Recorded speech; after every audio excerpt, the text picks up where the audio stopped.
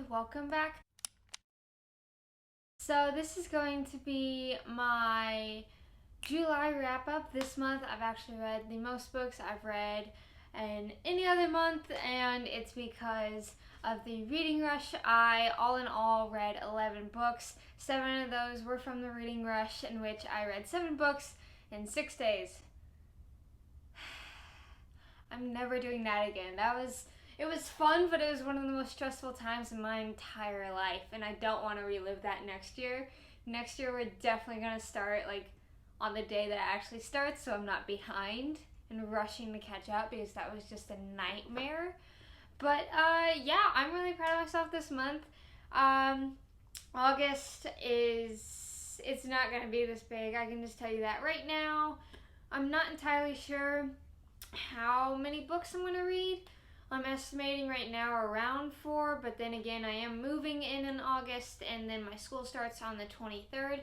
So with that, I might have, timed refrains or something like that, where I won't be able to read as much or as often as I like. So it's just going to be kind of up in the air, and we'll figure things out as we go, but just letting you know. The Screwtape Letters by C.S. Lewis. This is a book about a demon who is writing to his nephew and trying to coach his nephew in how to get this human to turn away from God and that kind of stuff.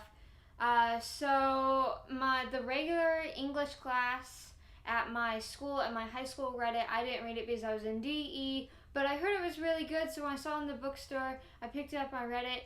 I really enjoyed it. It was really nice. If you can see from the tabs, there were some interesting points that were made here.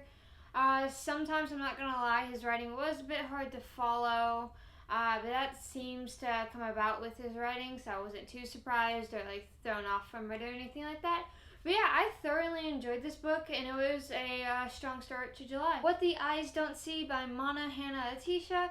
This book I read for college, actually. It was a summer reading book that they chose, and despite me not taking English this semester because I've gotten that credit out of the way, I was advised to, still read it because I might get quizzed or tested on it in some of my other classes, like journalism or something like that. So that's exactly what I did. This book I liked just fine. I thought that the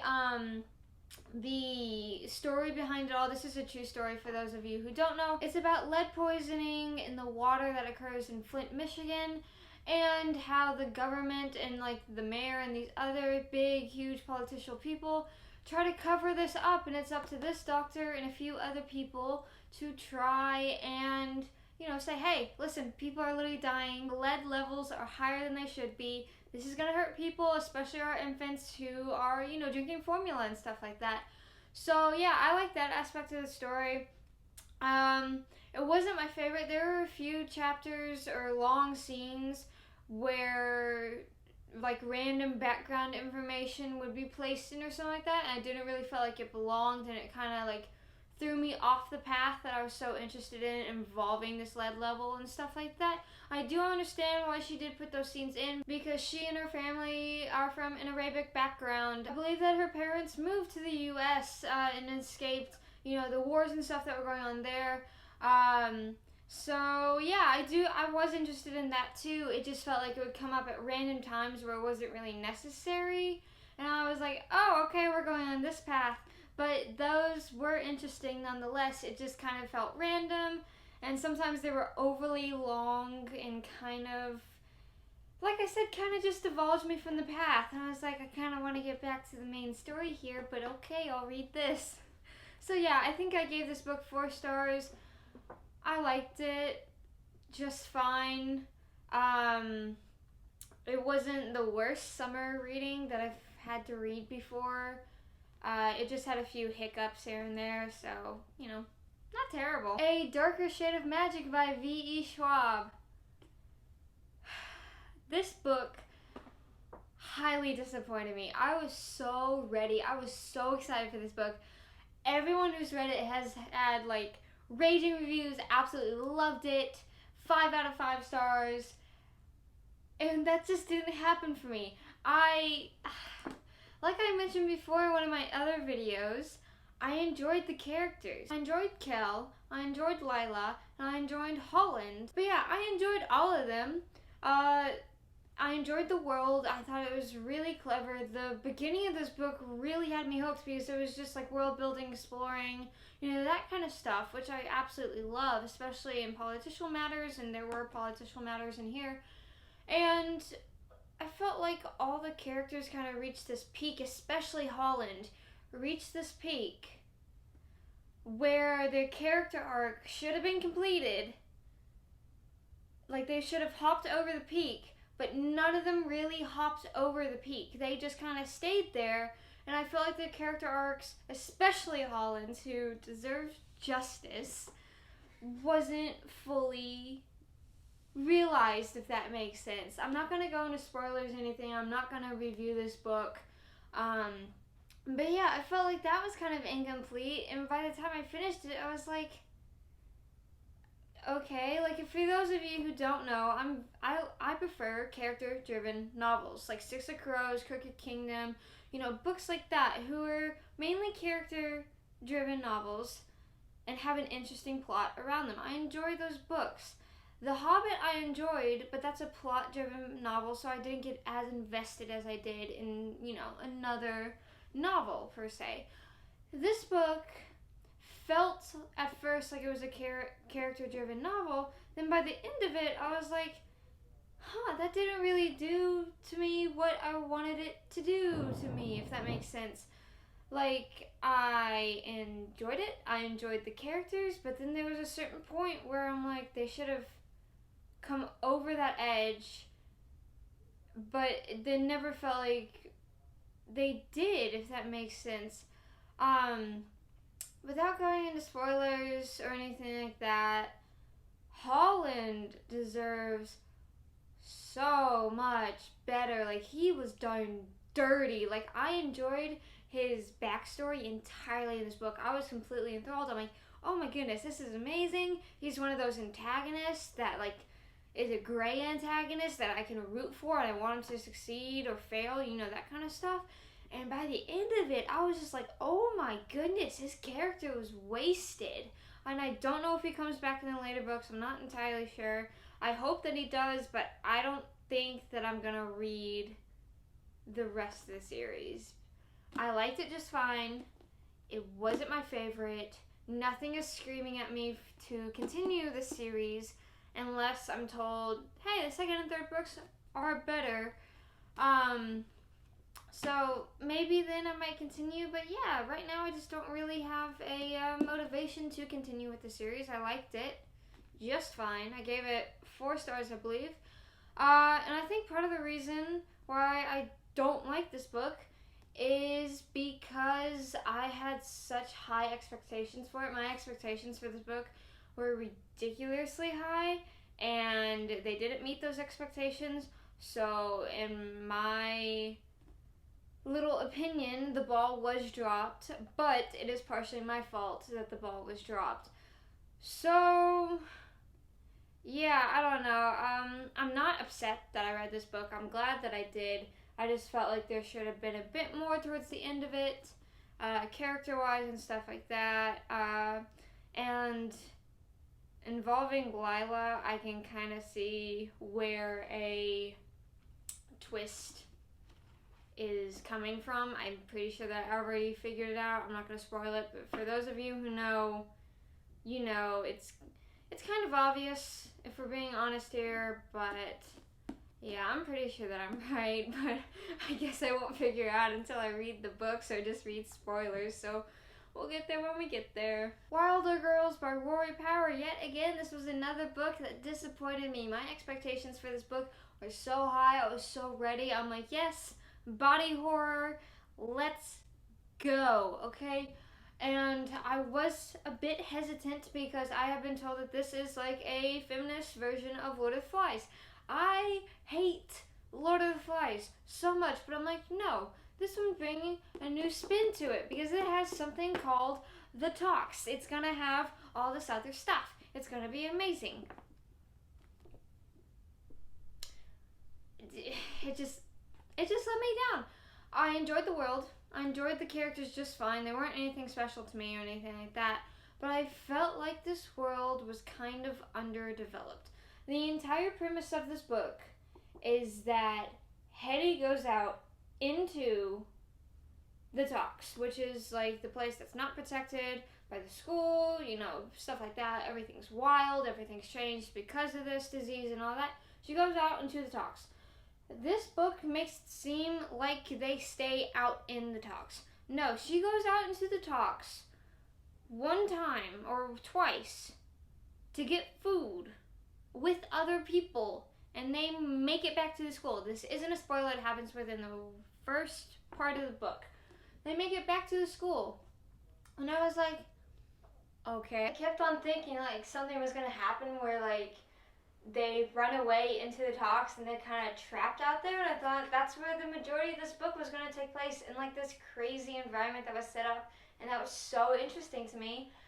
But, and this isn't really spoiling anything, that doesn't really happen. They go out there one time and it's wild, and I actually really enjoyed that part because the creatures that Rory manages to create, they're really interesting, and to see what the Talks has done to these people and humans alike, I really liked it. I also wish that there would have been a little bit more world building in the sense of the characters. They're all living in this school, and it mentions a bunch of times that they're all starving, with the mutations that they go through, but I would have really loved to see what, like, specifically how hostile they could have been. Like, maybe they could have been towards one another because they're in this desolate place. They've been essentially forgotten and left for dead by everyone else on the mainland, and it just didn't feel as crazy as I wanted it to be.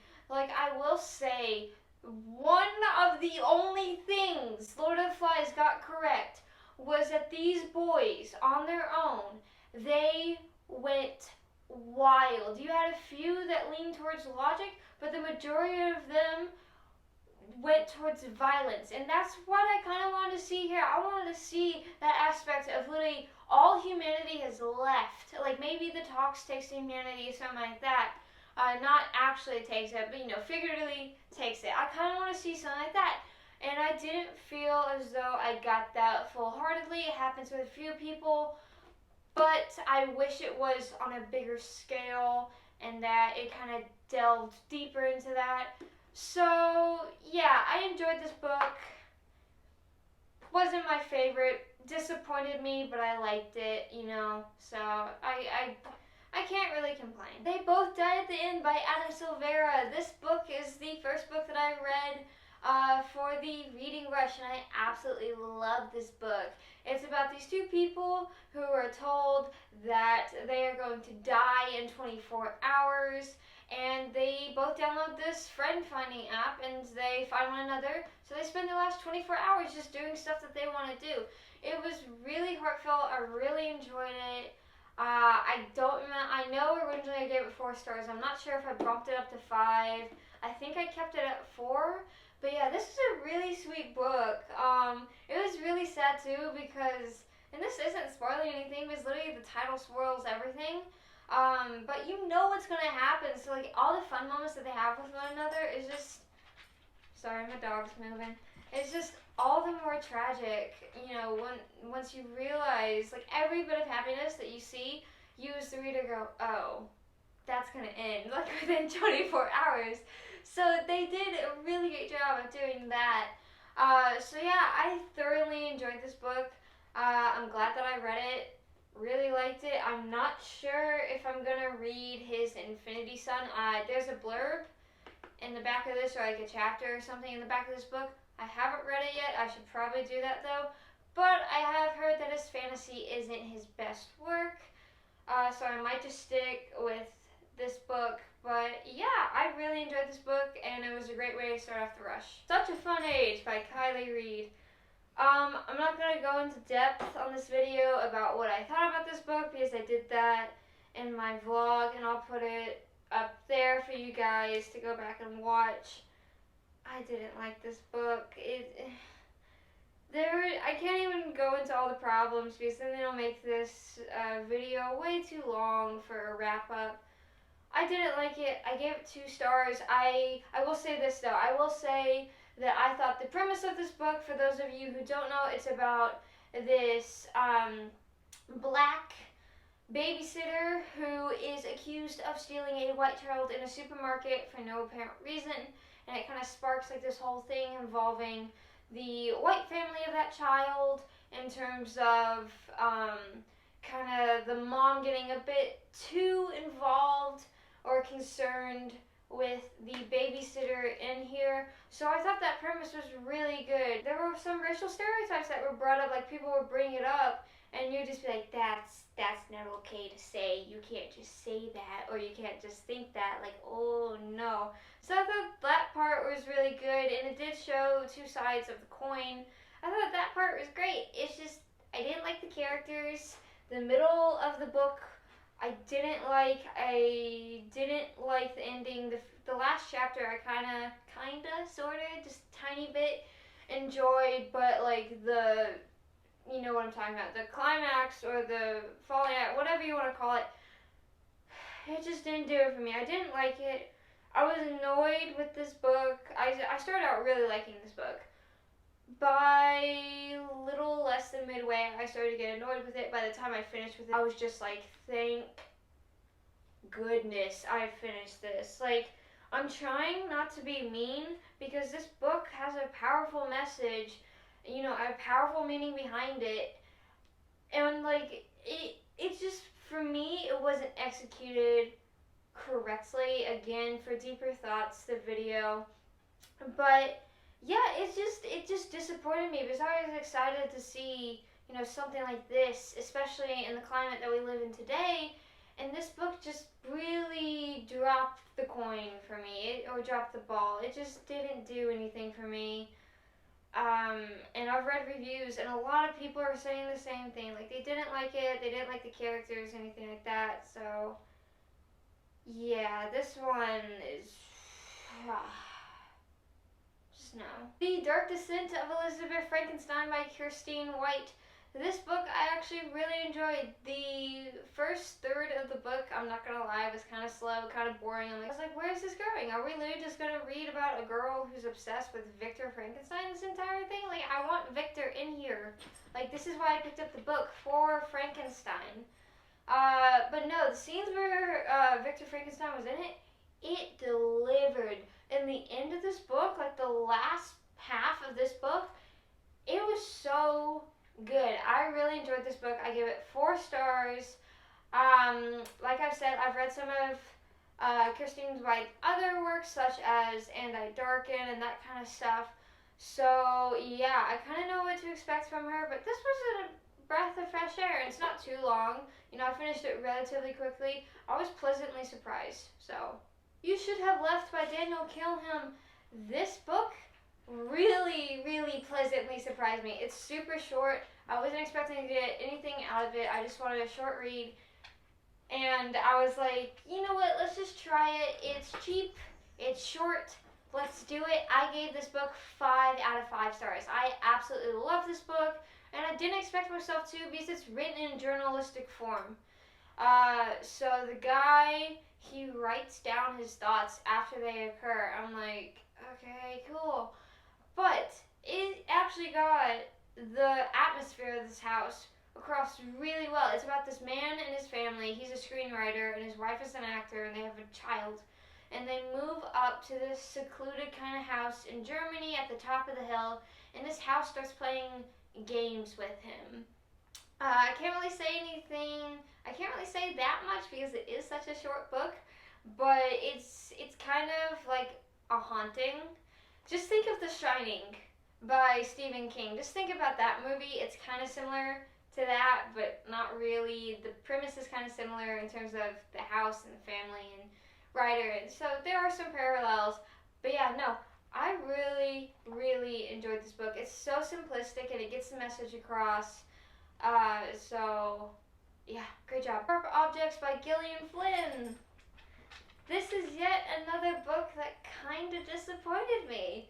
this month. I had super high expectations for this. This has been on my TBR for like a year, maybe even more. I was like, you know what? Let's get it, because I found it in a bucket at Bucks A Million for $2. I'm like, let's do it. So I bought it and I read / listened to it, and it kinda let me down. I'm not gonna go into a full review. I'll put the video up there to go deeper into it. But this book, some parts of it I couldn't take seriously, but in a realistic mystery / thriller book, I want to be able to take every part of it seriously. I don't want to be going, that's brutal, but it's kind of funny because a 13-year-old is doing it, if you know what I mean. Like, the actions themselves that this 13-year-old does isn't funny in the slightest. Like, don't get me wrong, it's not funny. But when you take a step back and you're just like, this is by a 13-year-old. Like, I don't know. I felt like if it was done by someone in high school, I would have been able to take it just a tad bit more serious, but it wasn't. It was done by a 13-year-old. So the mass majority of this book, I had a really, really, really, really hard time taking seriously, which I don't want to happen again in a realistic thriller / mystery. So that's kind of what I have to say on that premise. I was excited for the journalistic aspect of this book because the main character is a journalist who goes back to her old town to investigate murders. The journalism is kind of pushed to the side during some times. I'm like, no, go back to that. That's interesting. Like, she's a journalist. Like, have her interview really creepy people. Have her figure something out. You know, do that kind of stuff.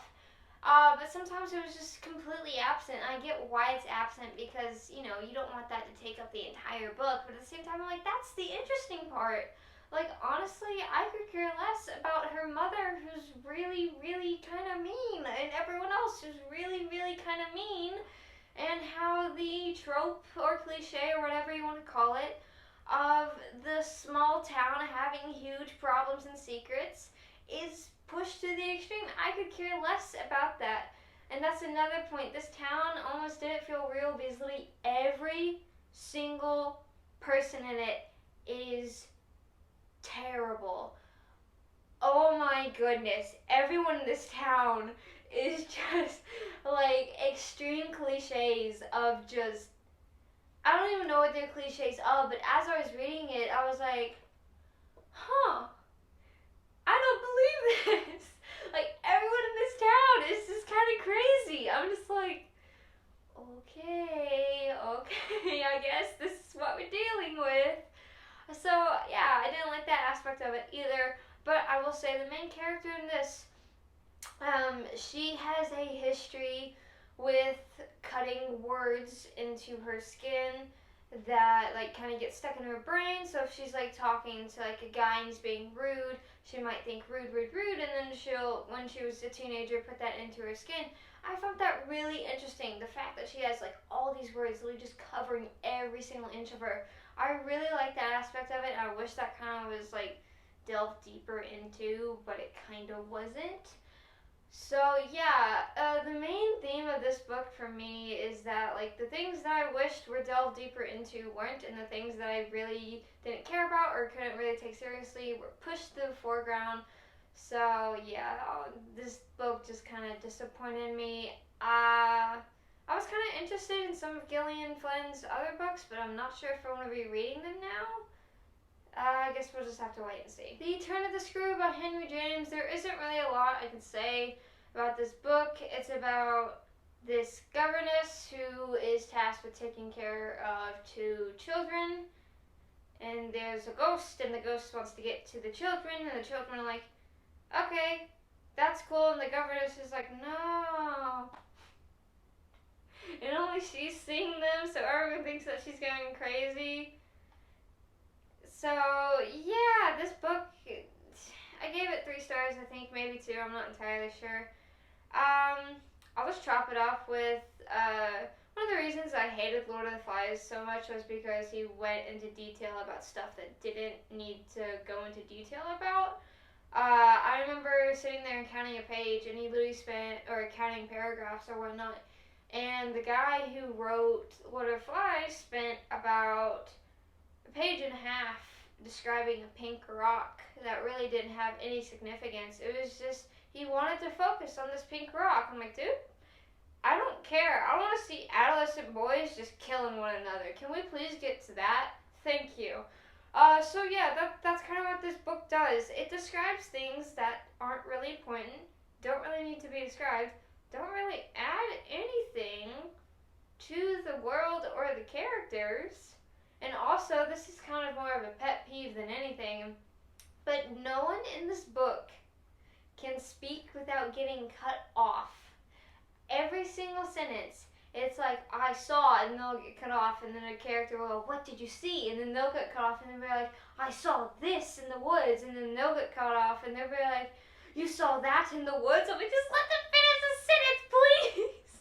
I mean, this book would be like half the length it is if people could just talk without interrupting. Like, all this unnecessary dialogue could literally just be wiped out.